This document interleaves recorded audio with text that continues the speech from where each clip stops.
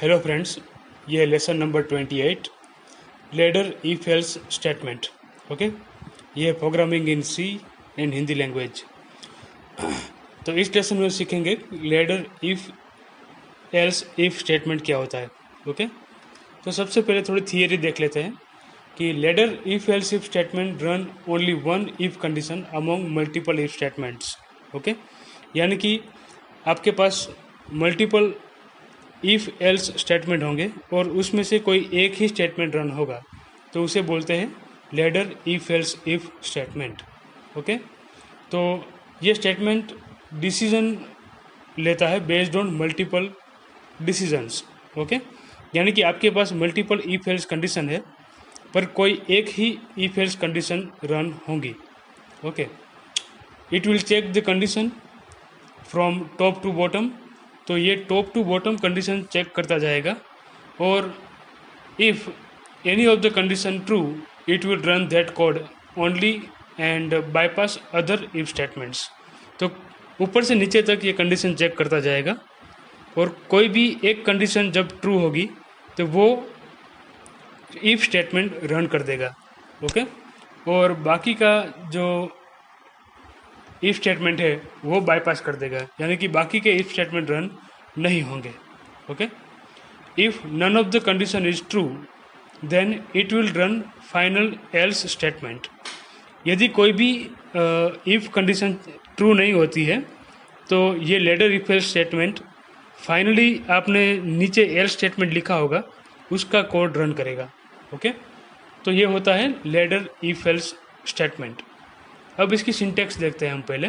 ये देखिए सिंटेक्स क्या कहती है, if then condition opening closing bracket और उसके बाद क्या आएगा, एल्स इफ आएगा and then condition opening closing else if opening closing और लास्ट में एल्स आएगा। ओके, तो इस तरीके से आप बीच में एल्स इफ रख सकते हो। यानी कि इसमें क्या होगा, सबसे पहले ये कंडीशन चेक होगी इफ वाली कंडीशन। यदि ये कंडीशन ट्रू होती है, सही कंडीशन होगी, तो ये स्टेटमेंट रन हो जाएगा और बाकी के स्टेटमेंट रन नहीं होंगे। ओके, और यदि ये कंडीशन फॉल्स होती है तो दूसरी कंडीशन ये चेक करेगा। यदि दूसरी कंडीशन भी फॉल्स होती है तो तीसरी कंडीशन चेक करेगा।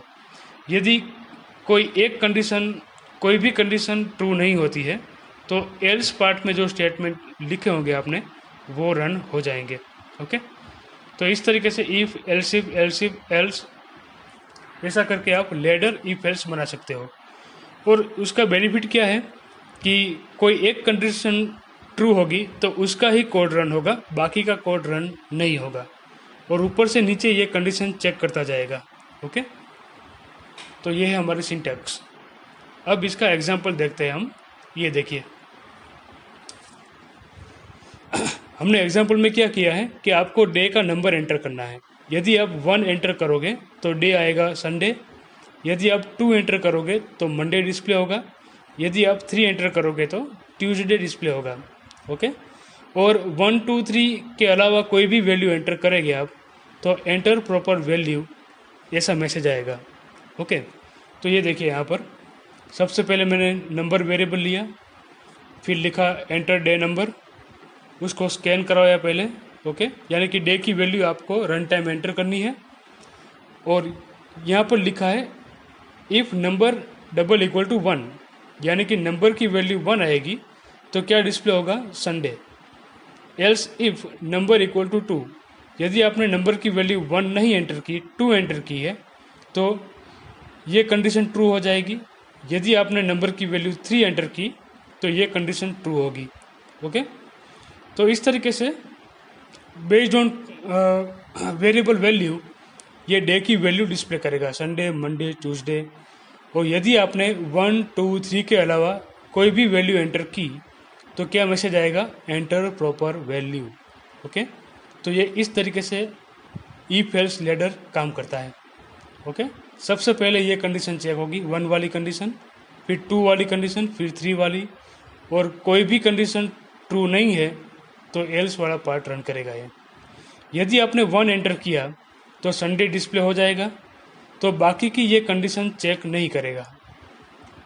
यदि आपने 2 एंटर किया तो 1 के लिए ये फॉल्स आएगा, 2 के लिए ट्रू आएगा, तो ये मंडे डिस्प्ले होगा और बाकी के स्टेटमेंट नीचे के वो एग्जीक्यूट नहीं करेगा। उसकी कंडीशन चेक करने की ज़रूरत नहीं है इसलिए। ओके, तो इसका आउटपुट क्या आएगा, ये देखिए, ये आउटपुट है इसका, एंटर डे नंबर। तो आपको डे का नंबर एंटर करना है 2, तो क्या डिस्प्ले हुआ, मंडे। ओके, तो इस तरीके से आप इसका प्रोग्रामिंग कर सकते हो इफ एल्स लैडर का। ओके, तो आइए अब हम एग्जाम्पल एक देखते हैं टर्बो C++ में। Okay,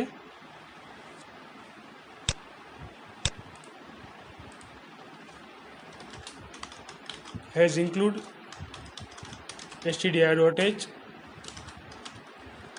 has include conio.h। Okay, void main,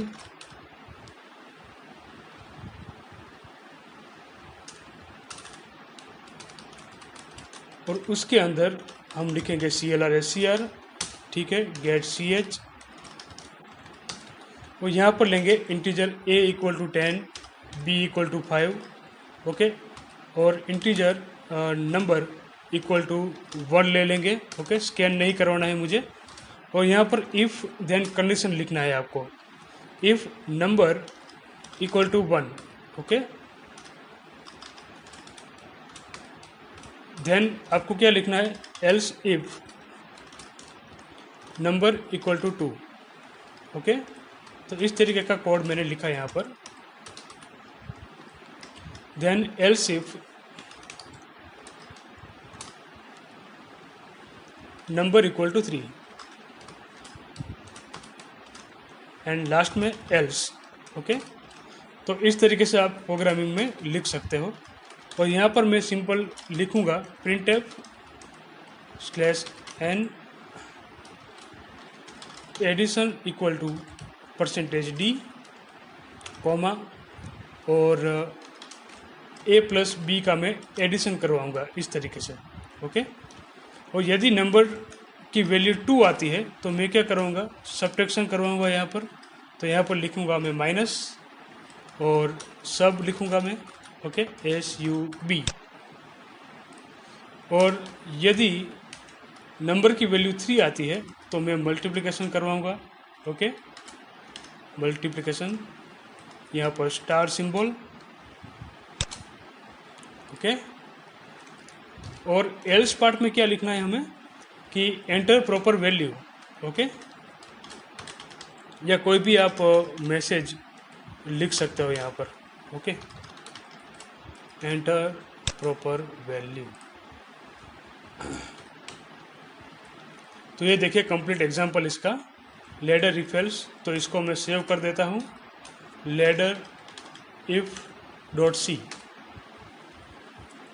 okay, अब देखिए नंबर की वैल्यू 1 है तो a और b का क्या होगा, एडिशन ऑपरेशन परफॉर्म होगा।